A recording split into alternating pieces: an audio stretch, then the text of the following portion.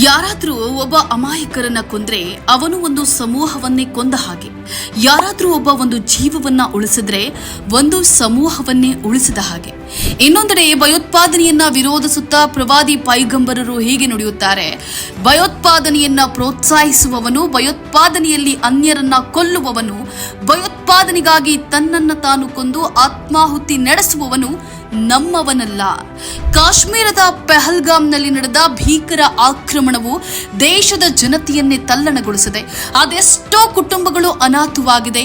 ಧರ್ಮದ ಹೆಸರಿನಲ್ಲಿ ನಡೆಯುತ್ತಿರುವ ಇಂತಹ ಹೇಯ ಕೃತ್ಯಗಳು ತೀರಾ ಅಮಾನವೀಯ. ಆದಷ್ಟು ಬೇಗ ಭಯೋತ್ಪಾದಕರನ್ನ ಸೆರೆ ಹಿಡಿದು ಇದಕ್ಕಿಂತಲೂ ಘೋರವಾಗಿ ವಧಿಸುವಂತಾಗ್ಲಿ. ದಾಳಿಗೆ ಬಲಿಯಾದ 3 ಕನ್ನಡಿಗರು ಸೇರಿ ಎಲ್ಲ ಅಮಾಯಕ ಸಹೋದರರ ಆತ್ಮಗಳಿಗೆ ಚಿರಶಾಂತಿ ಪ್ರಾಪ್ತಿಯಾಗಲಿ. ಭಯೋತ್ಪಾದನೆಗೆ ಯಾವುದೇ ಧರ್ಮವಿಲ್ಲ. ಇಂತಹ ದುಷ್ಕೃತ್ಯಗಳಿಗೆ ಇಸ್ಲಾಂ ಯಾವತ್ತೂ ಪ್ರೋತ್ಸಾಹವನ್ನ ನೀಡಿಲ್ಲ. ಇಂಥವರು ಮನುಷ್ಯರು ಎಂದುಕೊಳ್ಳಲು ಅಯೋಗ್ಯರು. ಭಯೋತ್ಪಾದನೆ ಹಾಗೂ ಇಸ್ಲಾಮಿಗೂ ಯಾವುದೇ ಸಂಬಂಧವಿಲ್ಲ.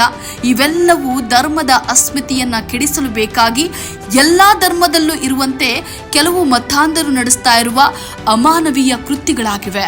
ಇನ್ನೊಂದೆಡೆ ಪ್ರವಾದಿ ಮೊಹಮ್ಮದ್ ಪೈಗಂಬರರು ಹೇಳ್ತಾರೆ: ಯಾವುದೇ ಒಬ್ಬ ಮುಸಲ್ಮಾನನ ನಾಲಿಗೆ ಮತ್ತು ಕೈಗಳಿಂದ ಇತರರು ಸುರಕ್ಷಿತವಾಗಿದ್ರೆ ಮಾತ್ರವೇ ಅವನು ನೈಜ ಮುಸಲ್ಮಾನನಾಗಲು ಸಾಧ್ಯ.